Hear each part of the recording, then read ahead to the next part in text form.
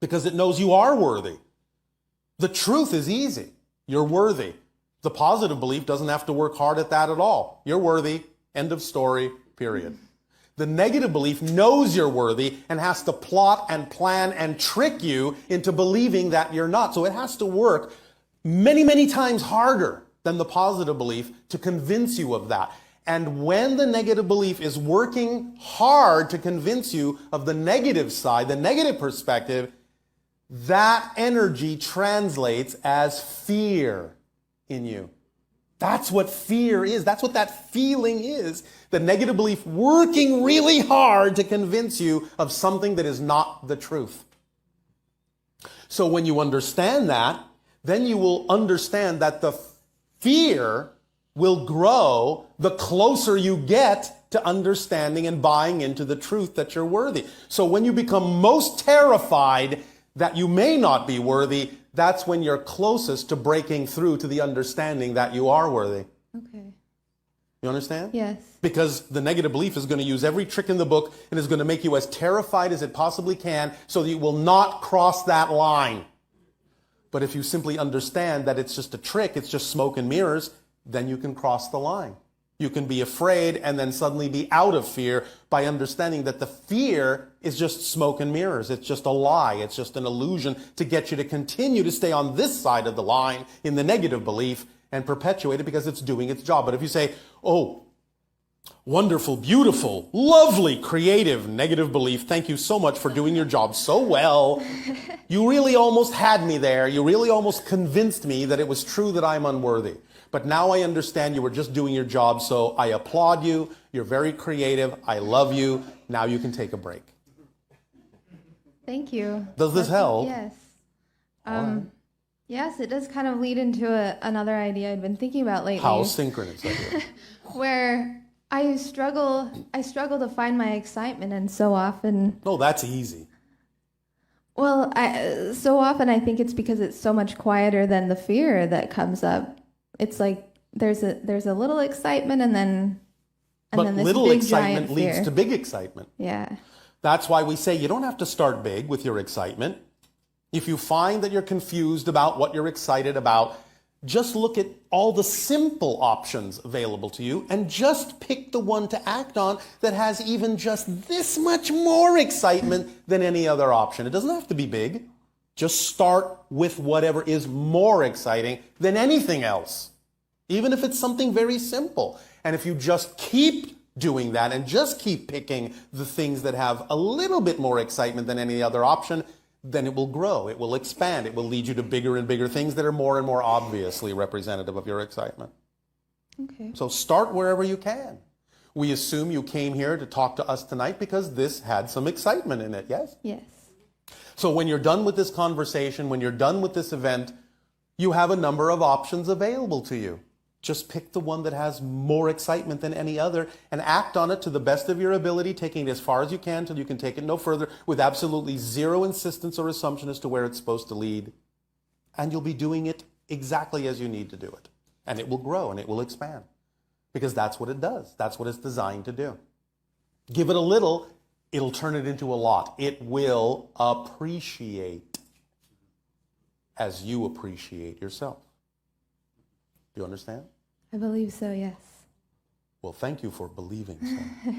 Now, the next step, beyond belief, is for you to know so. But that will come. Does that help? It does, yes. Thank you. Anything else? Yes. So you've talked a lot about creating our reality, creating our future. Yes. Literally everything about it, right? Like literally, I was going to say to what extent, but To being here now, to being who you are, to being your true self, to that extent. That's it. This is all about allowing you to remember who you are and to be who you really are, instead of pretending to be someone you're not. That's what the transformation is really all about. You have forgotten who you are remembering who you are. Thus, the more you can be who you are, you have fulfilled the purpose of being here now, in this life. Yes? yes. So? Well, okay, so there was once when I was in a really, really high vibration and I felt like I was having all of these epiphanies Yes. and making all of these connections. Yes. And since I haven't been there anymore, I mean, You assumed you were not there anymore just because something changed. Yes? Change does not mean you've lost something. Just because it feels different and looks different doesn't mean you aren't still there. It's just that you're there in a different way, in a way you need to be there to handle something else that's coming up. But that doesn't mean that you're out of that state. okay. But when you assume you are, then you are. Okay. You see the paradox?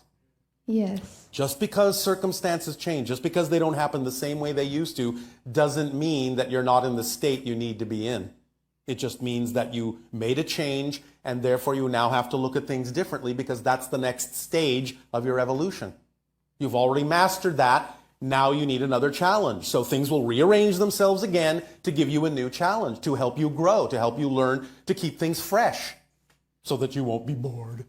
Oh, same old challenges again. You understand?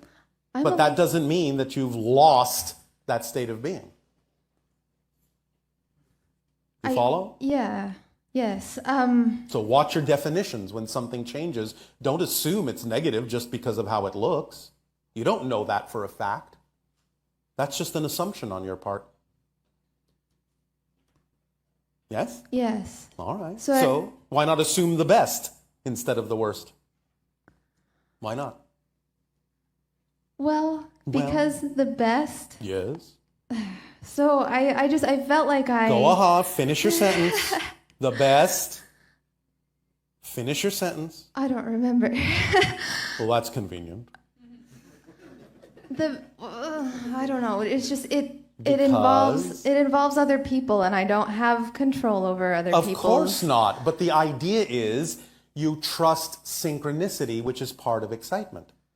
And synchronicity will bring you into interactivity with the people you need to be brought into interactivity with, and will leave out the people you don't. Automatically. You see, what you don't understand is how automatic excitement is. It is the toolkit. It contains all the tools. It contains the organizing principle through synchronicity that will bring you exactly what you need when you need it in perfect timing. It's the driving engine that moves you forward in life. It is the path of least resistance. It's the path that connects to all other expressions of excitement. It is the thing that will support you in all ways you need to be supported. But it is also the reflective mirror that reveals to you what may be within you that is out of alignment with your excitement so that you can identify it and bring it back into alignment. Yes? It contains all those tools. It gives you everything you need. It leaves nothing relevant out. Nothing relevant out. Nothing relevant out. So what I saw was relevant. Everything that happens has relevance. It doesn't always mean it's a one-to-one reflection, but it's there for a reason. You can use it for a positive reason or a negative one. That's your choice. If you instill it with, this must be here for a positive reason. I don't know what it is, but I know it must be here for a positive reason for me. You will then get a beneficial effect. If you believe that it's there for a negative reason, if it's an obstacle, an impediment, an interruption in your flow, then you can only get a negative effect based on those definitions. Nothing has built-in meaning. It's all neutral. It's all empty. Life by itself doesn't have any meaning. You give it meaning. The meaning you give it determines how you experience it. So if you want to allow yourself to assume that no matter what happens, no matter how it looks, even if it was generated by others negatively, or even by you negatively, in any given moment, you have the option to redefine it in a positive way. It doesn't matter how many other people are involved. It doesn't matter how it was originally generated. Every circumstance is neutral until you give it a meaning. And then that's the effect you get out of it. And whoever really needs to interact with you will be there. And who doesn't need to interact with you will not be. Period. Does that help? I do. I follow what you're saying, but I guess my question is very specific. Which is? that I saw like a future for myself. A probable future. Okay. You don't know that that's the way it's going to happen. I don't Remember know the that. formula? No insistence on a particular outcome. It doesn't matter that you may have had a vision of it. That may only be symbolically representative of the energy state of the future. Okay. It might be literal, but it might not be, so don't insist that it must be. But it is representative. If it feels like an ideal reality, an ideal future vision, then get involved in the energy, the excitement that it represents. Never insist on the way it looks, because it may actually come to you even better than you can picture. Yes. Okay. You follow? That's why no insistence. Because many people on your planet think that when they insist on a particular thing, they think they're insisting on the best possible outcome. And in fact, insistence limits what could be the best possible outcome.